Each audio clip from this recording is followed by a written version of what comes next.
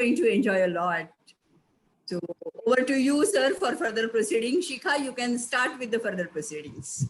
Okay, thank you, ma'am. Thank you so much. So before I invite sir to address the participants, I would very quickly introduce sir to all of you. Mr. David Linthicum was named one of the top 9 cloud pioneers in Information Week 7 years ago, but started his cloud journey back in 1999 when he envisioned leveraging IT services over the open internet.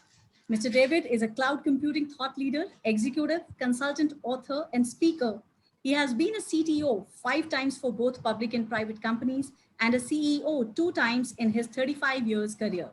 He is credited with creating $4 billion in shareholder return in those roles, and that's huge. With more than 13 books on computing, more than 7,000 published articles, more than 700 conference presentations, and numerous appearances on radio and TV programs, David has spent the last 30 years leading, showing, and teaching businesses how to use resources more productively and innovate constantly. David is a prolific writer, a blogger, and a contributor to IEEE Cloud Computing, TechTarget, Search Cloud, and Search AWS, as well as is quoted in major business publications, including Forbes, Business Week, the Wall Street Journal, and the LA Times. It is such a privilege and honor, David sir, to have you with us here on this online platform today. Thank you so much for joining us. Participants are really, really eager to listen to you. So without any further delay, I hand over the session to you, sir. Over to you, sir. Thank you very much. Well, I hope I can live up to that outstanding introduction. I appreciate it. I have about 20 slides, probably 40 minutes of conversation, and then we can save the rest of the time for questions at the end. So, please, probably the best, more efficient use of our time, and certainly on Zoom, go ahead and write your questions down, or, put them in the chat or something. We'll get to them at the end of the presentation. I actually like Q&A more so than even presenting, because that gives me a feel of where the audience is and things like that. So a couple of things, a lot of this stuff came out of my independent research that I've done for the last several years in my role as a gig home analyst and InfoWorld blogger, and now at Deloitte, in terms of really not only what cybersecurity is like now in cloud, but also some ideas as to where it's going. And things, obviously, if you're an institute of learning, you always want to figure out where the ball's going to be kicked. Because by the time you get out of university, you're going to want to focus on things that are able to provide more value to your employer. And then kind of that's the way this thing has been geared. So the whole thing is first kind of understanding the business case. And this is something I have an explanation of every year. There has to be some sort of business reason for doing something. And certainly cybersecurity is no different. You got to remember that cybersecurity, if it's done properly, may cost between 20 and 25% of your cloud deployment budget and your cloud operations budget. And in many instances, in special organizations, such as government organizations and financial institutions and healthcare institutions that have very sensitive information that they're maintaining, it could be even more. So obviously, when you present this to a board of directors, they want an explanation as to why you're spending all this money. And these are, kind of the initial set of ideas and concepts that I put them through. So ultimately, we're worried about storing information, as goes without saying, on public cloud providers that we typically don't control, and do so with the avoidance of theft and interception and all the things we have today. One of the nice things about cloud computing that people didn't realize, and this thing happened about 5 years ago, the capabilities of cloud-based security, public cloud-based security, pass those of any peer on-premise. And the reason why is because all the R&D dollars, being spent by Google and Microsoft and Amazon and IBM and Oracle, are being spent in the cloud to the tune of 80%, versus the on-premise systems are typically not getting the same sort of investment.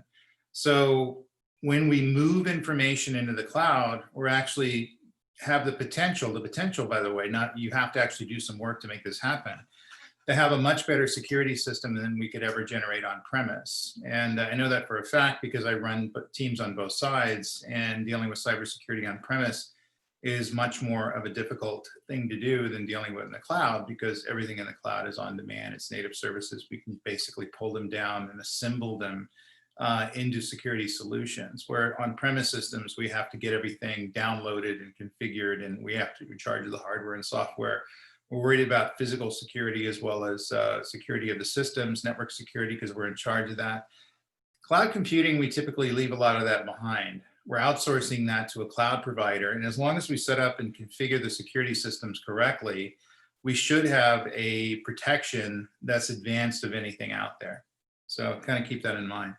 And when I said that, I said it in an InfoWorld blog 5 years ago, people question that, because obviously if I can't see my server, then it must be at risk because other people are in charge of it.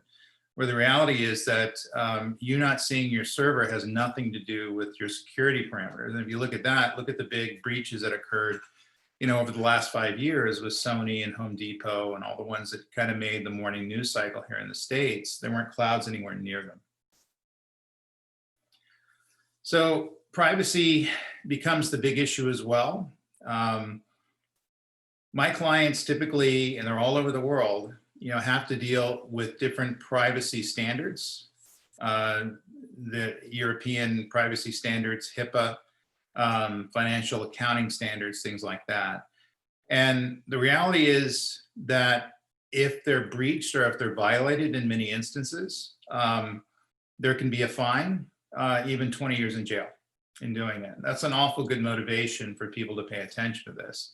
I haven't heard of anybody going to jail yet, but I certainly have heard of a lot of organizations and companies that have gone through fines. And the reason is valid. In other words, the government is trying to assure its citizens that we're protecting their data and ultimately living up to certain standards to do that. But also there's a moral obligation as a company that you're protecting customer data, employee data, things like that. And it's absolutely devastating to your reputation, as well as your employees, as well as your customers, when that information leaks out. And so we all kind of understand this. This is part of the equation as well. So it's not just locking the thing down, but putting governance in place in terms of how information is going to be handled, distributed, what can actually leave a storage device, what can actually be accepted in a storage device, and the ability to kind of log everything in between. And then the efficiency aspect of it, we're, putting the data in the cloud to enable the applications, to function, hopefully without any latency or, failures that occur. So you have to remember that if we're not able to get agility and cost efficiency out of the migration to cloud, teamed with a typical cyber solution, then it's really going to cease to have value. So we have to understand that as we're moving into the cloud and we're leveraging best practices in cybersecurity solutions, that ultimately this is something that needs to be addressed, and that we're moving into the cloud for many reasons. Security is one of them, governance, but it's speed to market, it's agility, it's cost efficiency, and all those things really kind of need to be factored into the equation. So ultimately, the big thing is information loss. The ability to, make sure we have the BCDRs in place, as well as the security systems, the encryptions in place, where we're going to minimize or eliminate data loss. The great thing about leveraging public cloud-based systems is they do a lot of redundancy unto themselves. So in other words, even if you delete something, it's going to be there for a while and you're able to recover it. In many instances, that's not a good thing because we have data sanitation requirements where we have to eliminate or erase the data in some sort of a destructive way so people can't get it back. But in essence, there's a couple layers of redundancy. Number one, we have our security and we have our data management, we have our data governance that exists at our level, basically in our control, typically deployed on the console of the public cloud provider. And they are doing a certain amount of BCD, of backup and recovery, of security on the back end as well. And so they monitor for denial of service attacks. They do all sorts of things to kind of protect the larger infrastructure that they're maintaining as a multi-tenant, versus everything just being our problem. But there is a shared responsibility model that we're dealing with here. So in other words, the public cloud providers bring their certain capabilities that they view as their responsibility.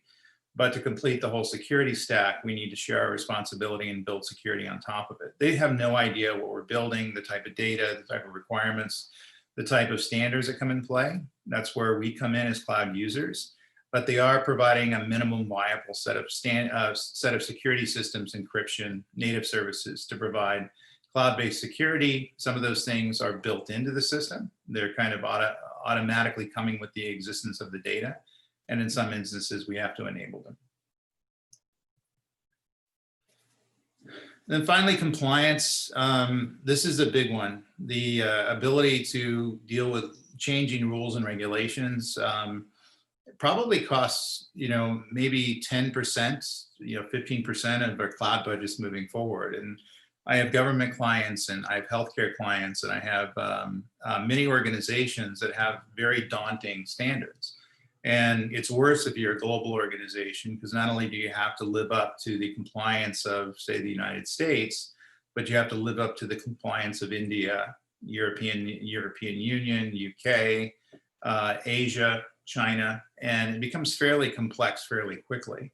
So we need to understand that security needs to be integrated into this stuff, and where this hasn't really been understood, up to just very recently. So if we're get into compliance and have continuous improvement of compliance, typically dealing with policies and governance systems, they have to be integrated to the security system because they're one and the same. In many instances, architects who build cybersecurity systems like to put compliance in the domain of just governance, but in essence, security and governance really kind of come together to make a complete compliance solution. And so the work now is trying to figure out how to create and integrate these tools, governance tools and security tools, one to another, like identity access management and encryption, and then have them centrally managed through some higher level interface that's able to enable this technology to carry out certain tasks and orchestrate those tasks in between a governance system and a security system. And quite frankly, we haven't gotten there yet. And this is something that's missing as we move into multi-cloud computing and complex architectures. We still can't automate these systems and integrate these systems in an easy way where it's repeatable and scalable. And so that seems to be an issue we're looking to solve.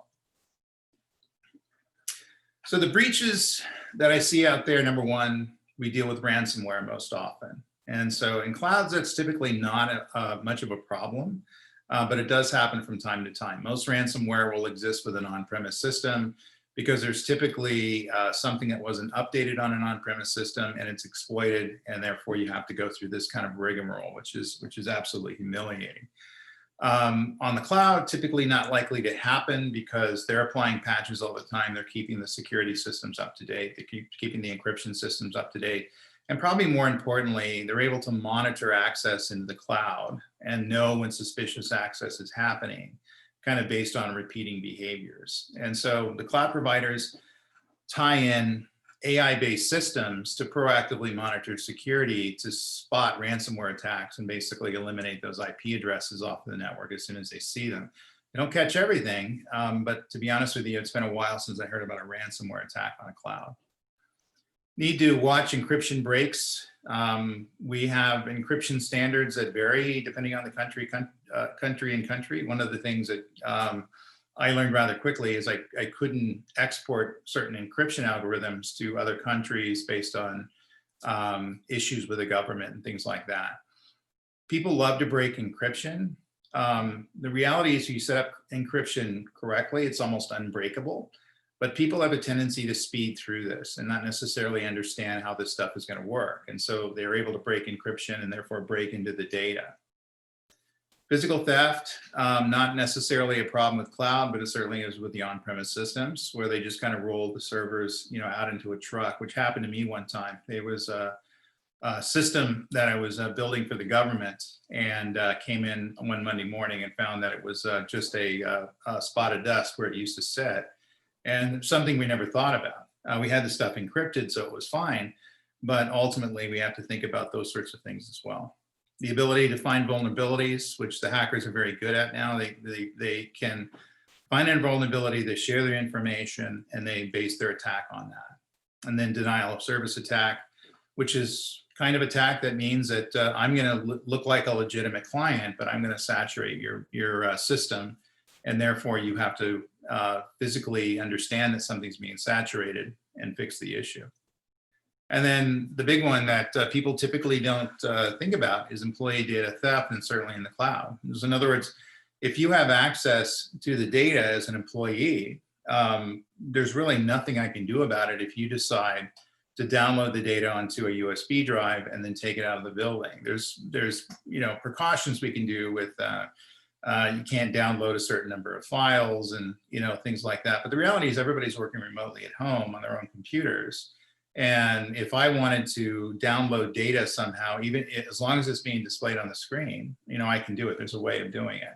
And so this becomes kind of an issue where, in essence, we're putting usage-based monitoring on the employees and looking for suspicious activity. That's a double-edged sword, because it's okay to do that, but if the employees feel that they're monitored too closely, that may cause a morale problem moving forward. So I find the way to actually lower this problem is through training. People understanding that it's a no-no to download data that they don't own and do something with it that they don't own, to the point that it's a felony in many instances, especially with PII information. And making people aware of these consequences, typically eliminates the problem. But there's really no way, if someone can see the data, that they can't grab the data. And so I'm fighting this thing all the time and trying to have people understand that it's a risk that you're going to have to manage. It's a risk we can't make go away. So basically, the preferred way of providing cybersecurity for cloud computing would be identity and access management. And the reason is fairly simple. We're dealing with cloud computing, which is a complex distributed system. So we're extending our security, we hope, to the on-premise systems as well as in the cloud. One thing that we're not trying to do is have silos of security that sit on each level. Silos of security for Microsoft, for AWS, and for our on-premise and traditional systems. So identity access management allows us to link to a particular directory services like Active Directory or LDAP-based directories, for example, and in essence manage things through identity. And it could be a human, could be a device, could be an API, could be a program, could be a storage system. It really doesn't matter. And the idea, it becomes the ultimate flexibility, because I'm able to configure and reconfigure access capabilities of these various things. So if I'm a human, Dave, I have an identity, my phone has an identity, and I need access to the employee database. Well, they can configure the identity so that Dave on his phone can access that database under these circumstances, this time of day, with these credentials that are authorized moving forward. And I have the key in order to get into the systems, authenticate myself, and be able to interact with information that I'm authorized to see. But if I'm not authorized to see the inventory information, then that configuration is not going to exist for inventory. And if I try to access that information, I won't be allowed to see it. And the idea in the olden days of cloud computing, meaning 5 years ago, we used to either lock everything up or not lock everything up. It was binary. And so we either gave you access to an application or a database, or didn't give you access to an application or a database. We could lock it down by rows and tables and things like that, but that was fairly onerous. And so people typically turn that off. Identity access management kind of solves those information and provides the fine-grained access to these various systems based on the identities of the systems. So it gives people you work with identities they can use to sign in, to the AWS Management Console, or any console, by the way, and authenticate themselves. And again, it's a directory service that manages the identity, which you can consider as a distributed database, which exists on the on-premise systems as well as in the cloud, and information flows in between these things and does so dynamically. So this is where we're looking to go. And so if you're looking at the identity access management system, all the major cloud providers have one, including Google, Microsoft, and AWS. And I think I'll show you the AWS one coming up. And there's identity access management system for the on-premise systems, and there's third-party identity access management systems that are able to operate across clouds and across on-premises systems, things like Ping Identity and a few others that are out there. They don't do everything. They're not necessarily able to solve every problem, but it's better for you to invest in moving down this road, even though it's much more complex than doing everything or nothing, based security. Because of the ease of configuration that we're able to move forward. And as we move into IoT, and as we move into DevOps, and as we move into all these various systems where the complexity moves up, our ability to manage identity, through a configuration layer is absolutely going to save our lives. We're not going to be able to make our existing system and use of cloud scale and protect the applications, protect the data, unless we're able to leverage this technology. So the idea is, just kind of walking through a scenario. You create an account. You're the only person who works in the account. Other people in your group need to work on your AWS account, and your group is using no other identity mechanisms. You want to use a command line CLI. Users in your company are authorized in your corporate network. You want to be able to use AWS without having to sign in again. And ultimately, it provides you the capabilities of once you're known or authenticated into the network, you're able to gain access to any number of resources you're allowed to gain access to. And we can deny and reconfigure, and we can have partial access to various systems. And we're logging everything along the way. So ultimately, a group within an identity access management system, and this one is looking at AWS specifically, because that's, I think has 70% of the market share right now. They let you to allocate permissions really to a series of users that are known as the group, which you can make easier to manage permissions for all the users. And so in other words, my group in cloud consulting, roughly 7,000 people, if I need to provide them access to the sales database, I can just go ahead and grant that group access. They don't have to go through each and every member name in the system. And why that, seems like, okay, so what? Ultimately, that can be a double-edged sword, because if we're gaining access to the group and we're not tracking everybody who's in the group and understanding those databases, that can become a source of breach unto itself. In fact, I've seen that happen a few times where hackers have got into a identity access management system, understood that they weren't authenticated to see anything, and basically were able to join a group by requesting it to the admin, and they just went ahead and gave them access. And then suddenly they had access to a number of data systems, moving forward. So we have, basically the ability to do things at a macro level and slice and dice it. We can allocate databases as a group. We can allocate applications as a group. We can allocate different DevOps pods as a group, and basically divide this and organize it in any such way that it's going to allow us to be better at what we do. So again, groups can contain many users, devices, and users and devices can belong to multiple groups. And so the ability to configure and reconfigure these things and have humans are able to belong to any number of groups and able to remove them from groups and have resources in groups and things like that is going to provide us with a greater configuration power and a much more secure system that exists in the cloud. You can nest them. There's no default groups that you basically, you're able to leverage. You have to basically add yourself to a group. You're not going to be put into a group automatically. And typically on AWS, the group number is limited to 100. That may have changed in the last 6 months. This is how that site is, but I suspect it's still there. And that, by the way, can be a limit, because ultimately, if we're a large organization, you could hit 100 groups pretty quickly. And certainly if you're having many members and many resources and many devices that are a member of different groups. And you can have 10 groups per user. And those are limitations of AWS. I think it's a bit more in Microsoft, but don't quote me on that. But always keep in mind that when we're designing the security system, there's always an upward limit as to what we can do with these things.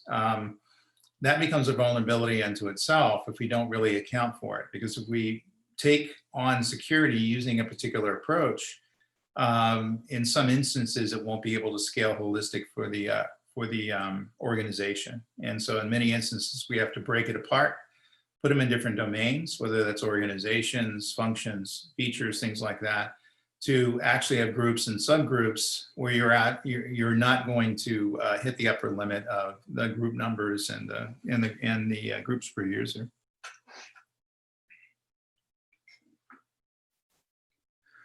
So data security has a couple of layers as well. And so what we're doing is kind of moving from platform level security, in other words, security within the public cloud, and dealing with the multiple resources, including databases and storage and compute, things like that, which we're dealing with identity access management, into dealing with security at the database level unto themselves. And we do this for a couple of reasons. Number one, it provides us with another layer of accessibility and protection to, in essence, the crown jewels within the company. Even if they get into the platform and they get into the native operating system, which is not good, they're going to be unable typically to get into the database because of different layers of encryption, access controls, and things like that are in the particular database. And this doesn't matter if it's MySQL, which is Aurora on AWS, Redshift, RDS on AWS, Oracle, IBM DB2.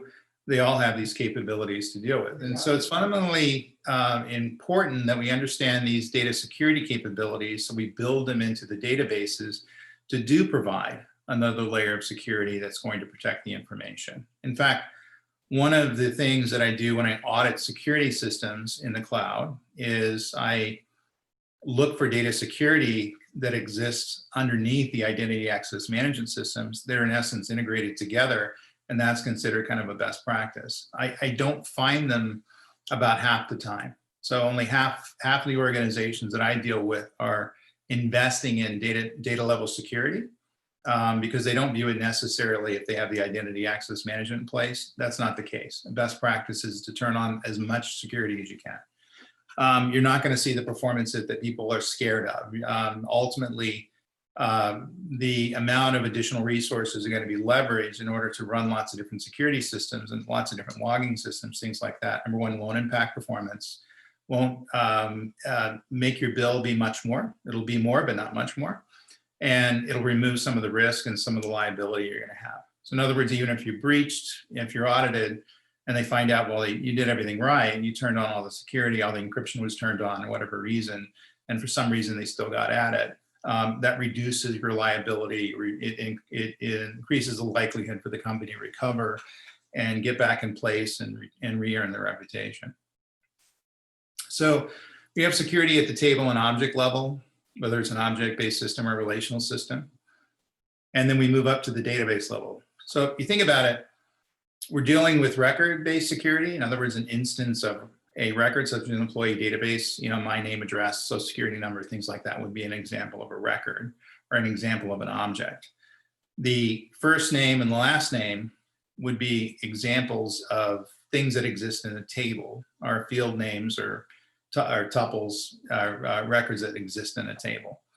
And then a database level would basically move up to the complete database. And so I have access to the database, and I have access to the table, and I have access to the record in the table. It's basically that 3 tiers that we're dealing with and moving forward, and they're all configured a bit differently. So even if someone gets access to the database, they can't see the particular table that they want to see, and in many instances, they can't see the record they're locked out of. And we can actually lock people out of particular records and tables and databases and configure and reconfigure those very much like identity access management.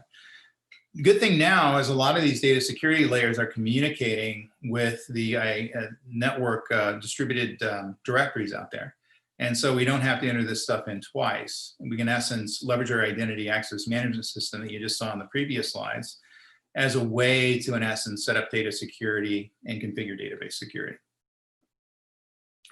Again, the record level instance or a tuple.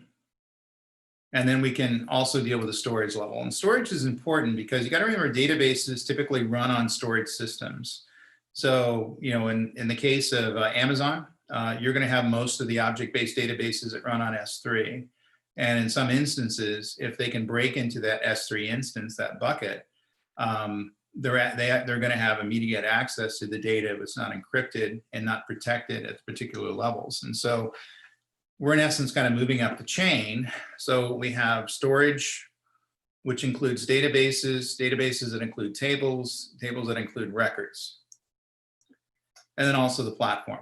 In other words, your ability to deal with the operating system, what we discussed earlier. So in other words, they're able to break into it for some reason. Not a good thing, but it's very much a good thing if you have the protection in place where they're unable to get access to the information. They're unable to get the authorization to make it happen.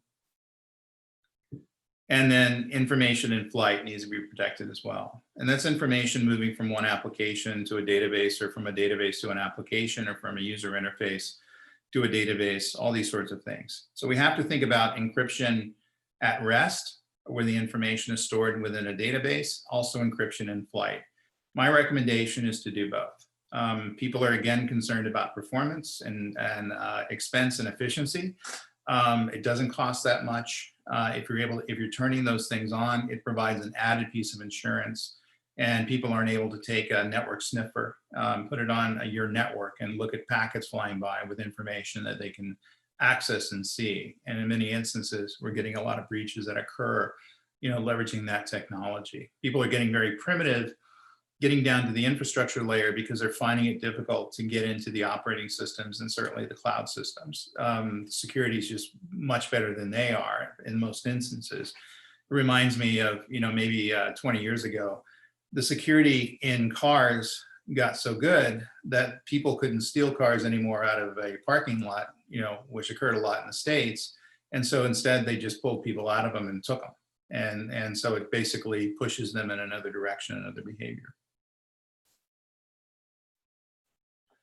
So encryption, I'm not going to go spend a ton of time here, but it's important that you kind of understand the importance of encryption and kind of how it works basically if you're dealing with cybersecurity. So we got identity access management, we have database management, all of those things leverage encryption, which, as you know, basically adds information to data, which makes it undiscernible to people who are looking at the encryption system without the key to actually unlock the encryption and make sense of the information. So we have the cloud infrastructure, the region zones. For example, you have a region in India. A zone would be the way to divide up that Indian region in different, say maybe 100 zones, and different edge-based systems that may be tied to those zones as well, such as Outpost, which is the new AWS edge-based device.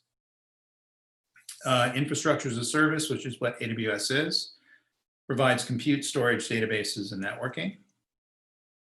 And then here we have the different encryption standards. We have client-side encryption, and we have server-side encryption and network traffic protection, which goes on simultaneously. Nice thing is that these things are services that are provided to you by the cloud provider.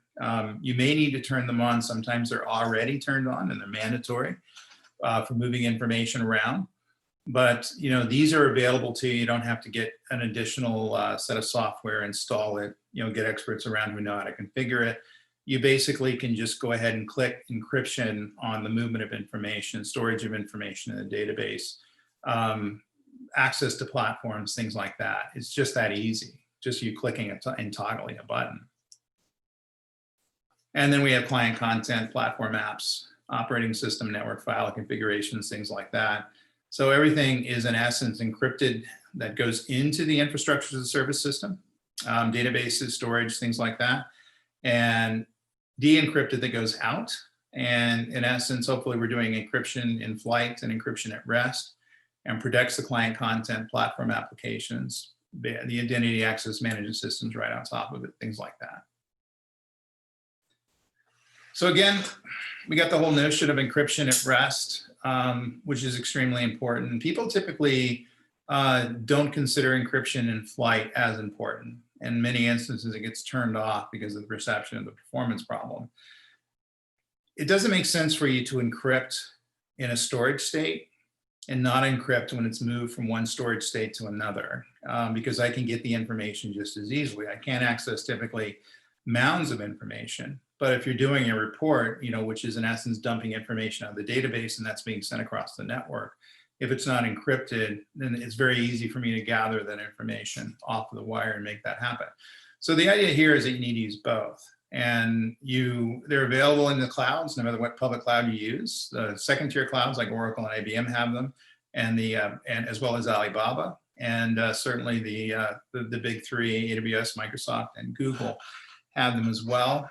Out of all the security issues I see when I audit security for various organizations out there, this is the one that's most egregious.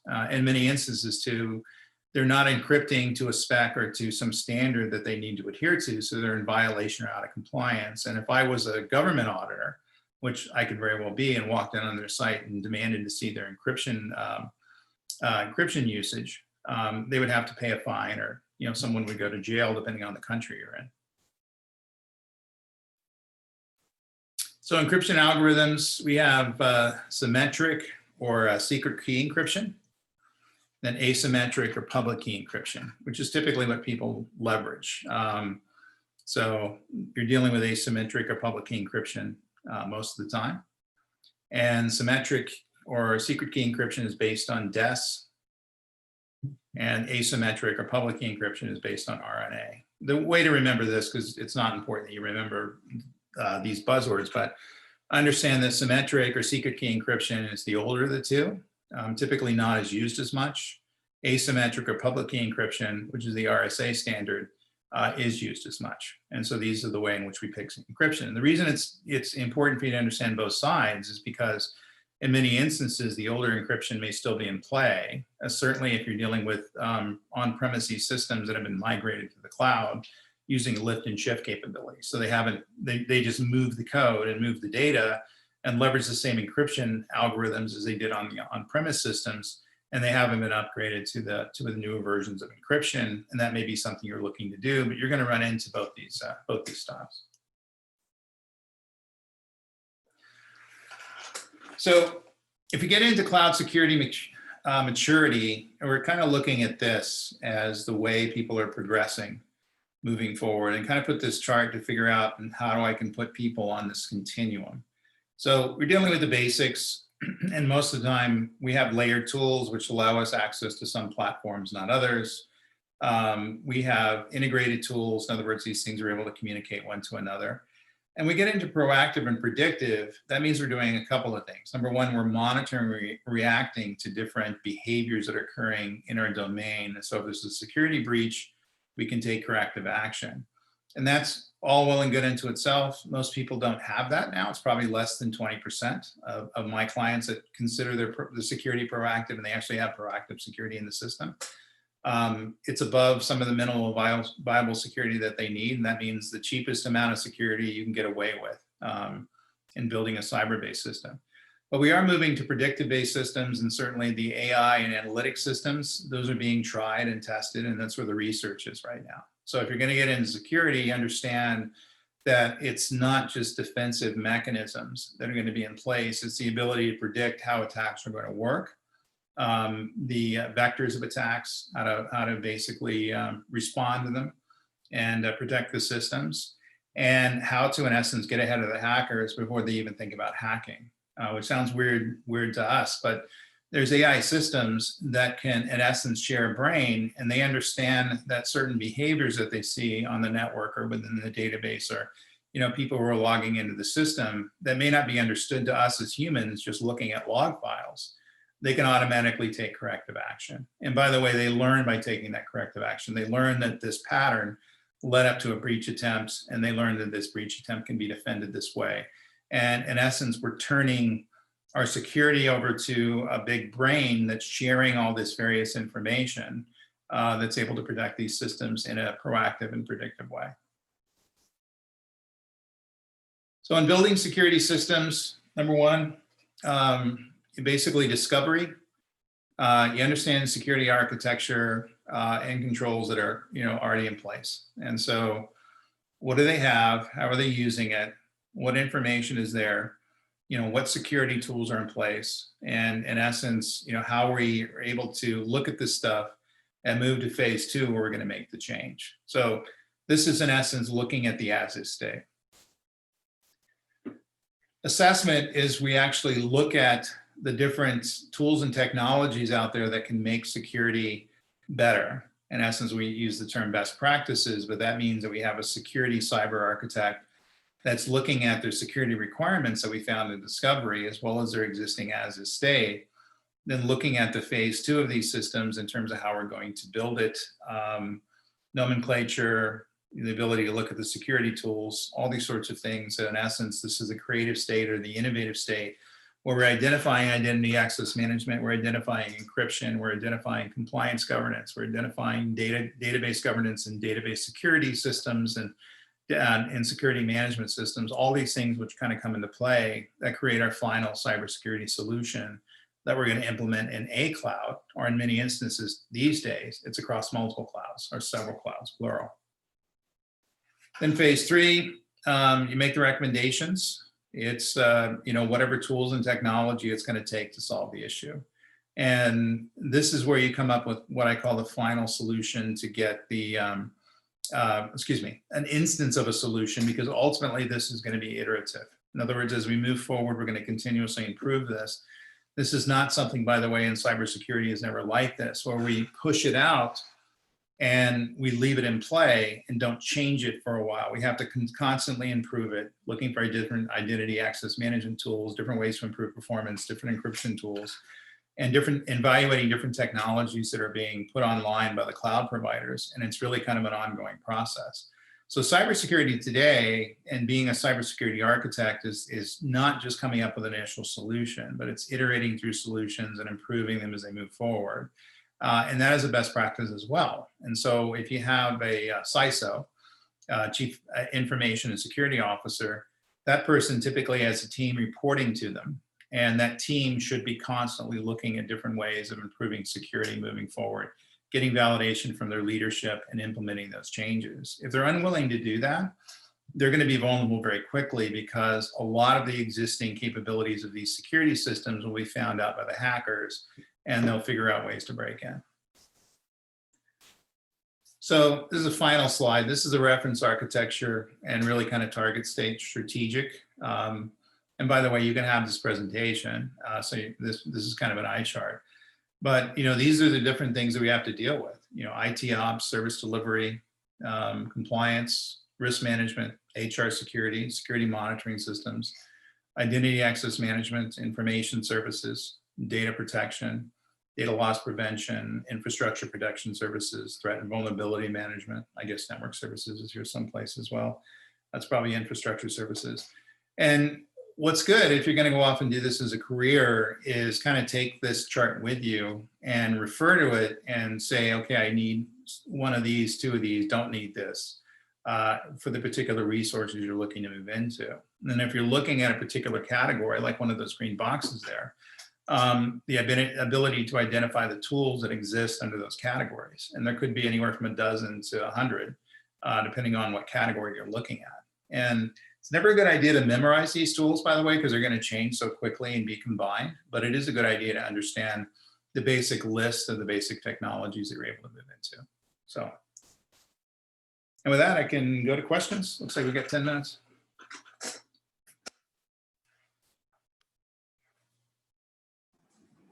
Yes, students. All the participants, Yeah. if you have any questions, please post them in the chat box, or you can unmute yourself and ask the question. Okay. Don't tell me I did such a good job explaining to it. You have absolutely no gaps in knowledge. Well, if you have, by the way, there's a question from in the chat box that we've got from Mr. Abhinav. And he's saying, what are the things to be kept in mind when a company is choosing a third-party vendor for cloud-based security? Number one, look at the viability of the company moving forward. That's a big one. So in other words, if it's a small company, they may have a security tool that you need. But if they're not owned by Amazon, Azure, or Google, a couple of things could happen. Number one, Amazon, Google, or Microsoft could, in essence, take their idea and build their own system in their cloud. And then you have to migrate from the third-party system into the cloud to upgrade to the system. And basically, if they're going to put them out of business. Or number two, and probably most likely, they're going to get bought by somebody you don't like. And ultimately, the tool may go away. And so you have to think about this because there's not a lot of openness to these tools and technologies, even though they kind of talk through that. We're going to have to, in essence, walk down the aisle with our identity access management tool or encryption tool, things like that. They become embedded into how we deal with the applications. And so if we have, say 2,000 applications, which is actually a pretty small amount for an enterprise, that are leveraging this particular encryption tool or leveraging this particular identity access management tool as a native level, then we went ahead and bound our applications to those technologies. And if they change, it's going to be incredibly expensive, and it's also going to add risk. So I'd rather see you go with a tool that's going to have more lasting value than absolutely the best of breed tool that you think may go away in the next couple of years. And by the way, I've changed my opinion about that. I used to say best of breed, whatever. But I've seen too many of my clients get burned when these organizations are sold. In essence, the carpet's pulled out from under them. And you guys know, delivering technology, our apps on our phone go away and things we depend on go away and things change. It's in essence avoiding that. Thank you, sir. There's another question from Professor Sunil Upadhyay, and he's asking, is it possible to detect cyber attacks before they happen? Yeah, we talked about the predictive capabilities that are starting to appear in some of the tools. Operations and artificially intelligent systems are now being bound together. We have AI ops, which is the notion that I can monitor and manage systems and not only react and respond and self-heal, but I can learn to deal with different situations, different operational scenarios and solutions ongoing, and I can increase my knowledge moving forward. Well, that similar technologies is being applied to security. And so if we have some sort of a centralized brain, it's going to know that certain attacks are occurring all over the world, because it's reading the emergency response teams flyers automatically and understanding how they're going to basically respond to the attack and all these sorts of things. And if they see some behavior that's occurring on the network, they can either stop it and eliminate it right away before it even